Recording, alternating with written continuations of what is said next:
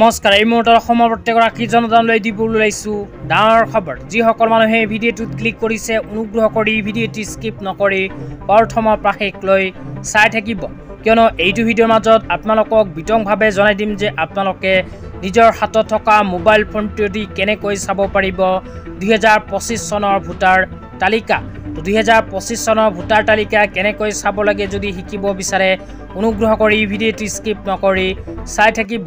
লগতে ভিডিঅ'টো শ্বেয়াৰ কৰি আপোনালোকৰ বন্ধুবৰ্গকো চোৱাৰ কাৰণে সুযোগ প্ৰদান কৰিব। তো আপোনালোকে ভোটাৰ লিষ্টখন চোৱাৰ বাবে নিজৰ মোবাইলৰ ক্ৰোম ব্ৰাউজাৰটো অপেন কৰিব। ক্ৰোম ব্ৰাউজাৰ অপেন কৰি সাৰ্চ বাৰত জাষ্ট লিখিব ভোটাৰ লিষ্ট। তো ভোটাৰ লিষ্ট লিখি আপোনালোকে সাৰ্চ কৰি দিব। সাৰ্চ কৰাৰ পিছত এনেকুৱা ইণ্টাৰফেচ আহিলে অকমান তলত আপোনালোকে চাব পাৰিব ইলেক্ট্ৰল ৰোল।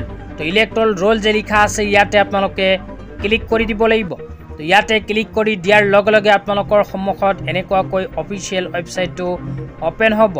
অপেন হোৱাৰ পিছত স্ক্ৰল ডাউন কৰি অকমান তলত আহিলে 2 নম্বৰ লিখা চাব পাৰিব PDF ৰোল। তো ইয়াতে আপোনালোকে ক্লিক কৰি দিব। তো ইয়াতে ক্লিক কৰি দিয়াৰ পিছত আপোনালোকৰ সন্মুখত নতুনকৈ এনেকুৱা আৰু এখন ইণ্টাৰফেচ আহি যাব। অহাৰ পিছত আপোনালোকে লেফ্ট ছাইডত 3 নম্বৰত লিখা চাব পাৰিব আসাম। তো আসাম যে লিখা আছে ইয়াতে আপোনালোকে ক্লিক কৰি দিব। তো ইয়াতে ক্লিক কৰি দিয়াৰ পিছত আপোনালোকৰ সন্মুখত এনেকুৱা এখন ইণ্টাৰফেচ আহি যাব। অহাৰ পিছত স্ক্ৰল ডাউন কৰি আপোনালোকে অকমান তলত আহিব। তলত অহাৰ পিছত 3 নম্বৰ লিখা চাব পাৰিব PDF ইলেক্ট্ৰল ৰোল। তো ইয়াতে ক্লিক কৰি দিব। ইয়াতে ক্লিক কৰাৰ পিছত আপোনালোকৰ সন্মুখত এনেকুৱা ইণ্টাৰফেচ আহিব। প্ৰথমে লিখা চাব পাৰিব PDF electoral rolls for the year 2024 and 2025। তো ইয়াতে আপোনালোকে যদি ক্লিক কৰে তেন্তে 2024-25 চনৰ ভোটাৰ তালিকাখন চাব পাৰিব। লগতে অকমান তলত লিখা চাব পাৰিব PDF electoral roll for the year 2025 আৰু ইয়াতে যদি ক্লিক কৰে তেন্তে 2005 চনৰ ভোটাৰ তালিকাখন চাব পাৰিব। তো 2005 চনৰ ভোটাৰ তালিকাটো কেনেকৈ চাব আপোনালোকক দেখুৱাই দিছোঁ। তো ক্লিক কৰাৰ পিছত এনেকুৱা ইণ্টাৰফেচ আহিলে অকমান তলত আহি সিলেক্ট ডিষ্ট্ৰিক্ট অপশ্যনত ক্লিক কৰিব।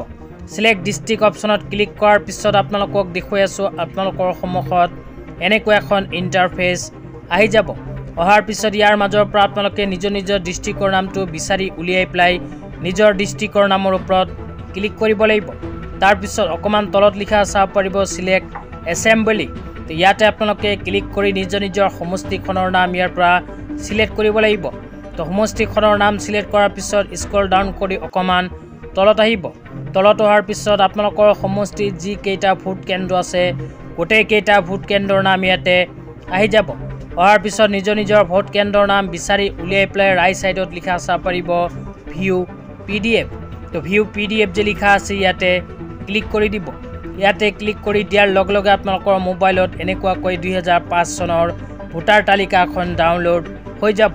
তেনেকুৱাকৈ আপোনালোকে নিজৰ মোবাইলৰ সহায়ত কৰিব পাৰিব 2005 চনৰ ভোটাৰ তালিকাখন ডাউনলোড। তো আজি ইমানেই। ভিডিঅ'টো চাই কেনে পালে নিশ্চয় কমেণ্ট বক্সত কমেণ্ট কৰি জনাই দিব। লগতে মোৰ চেনেলত নতুন হ'লে প্লিজ চেনেলটো ছাবস্ক্ৰাইব কৰি মোৰ লগত থাকিব এনেকুৱা নতুন ভিডিঅ' সকলোতকৈ আগত পাবলৈ। তো আজি ইমানেই, ধন্যবাদ।